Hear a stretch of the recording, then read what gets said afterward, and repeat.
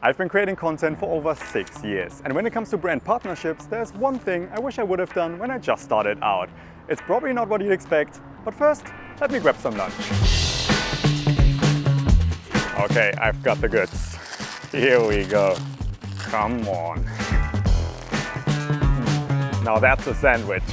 Okay, so YouTube recently launched the Brand Deal Desk, which is literally an entire free series by YouTube on YouTube that teaches you the ins and outs of doing brand partnerships.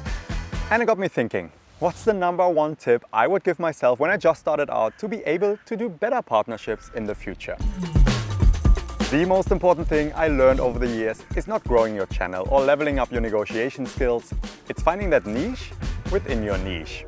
When I changed to a plant-based diet, I entered a niche. That's helpful, but especially nowadays, most niches are super saturated and therefore also very competitive.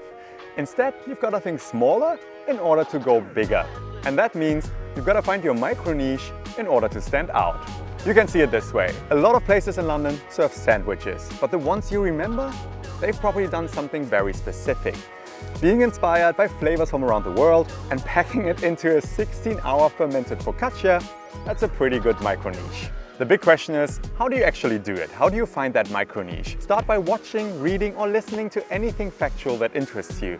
Through that, you'll find ideas and themes that you'd otherwise never think about. That's how I learned about the importance of the microbiome and therefore about natural food. Combine that with an interest about cultural storytelling, and I found my micro niche. It sounds super easy, but it does take a little bit of time. And that's okay, because that way it will be authentic to your own personal growth. What really helps is to tap into something within your wider niche that excites you or even makes you angry. When there's emotion, there is energy. Personally, I was super frustrated by the stereotype that vegan food is processed. So I wanted to offer an alternative and share 100% natural vegan food through traditional dishes from around the world that just happen to be plant-based. By now you might be wondering, how is any of this relevant for brand deals? Creating your own micro niche is laying a solid groundwork for future brand partnerships. First of all, you're creating something unique, and because of that, you'll stand out. So brands will passively find you.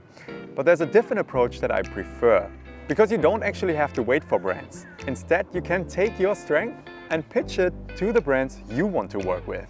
One partnership I'm super proud of was part of my trip to Italy for my series Naturally Vegan. I teamed up with a brand that wasn't interested in changing my storytelling or fitting a message into my video. They cared about the values that my YouTube content was already all about, like preserving food traditions or supporting local producers. Because our values aligned, the partnership felt super natural, and the brand was actually open to working with me, even though they didn't have an active campaign going on. Plus, my audience wasn't seeing something that was separate from the story. Instead, they were seeing something that actually made the story possible. But you're only able to harvest that fruit if you've planted the seed long ago.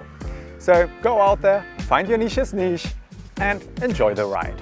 Now, time for the sandwich. It's literally London's best sandwich. It's unreal.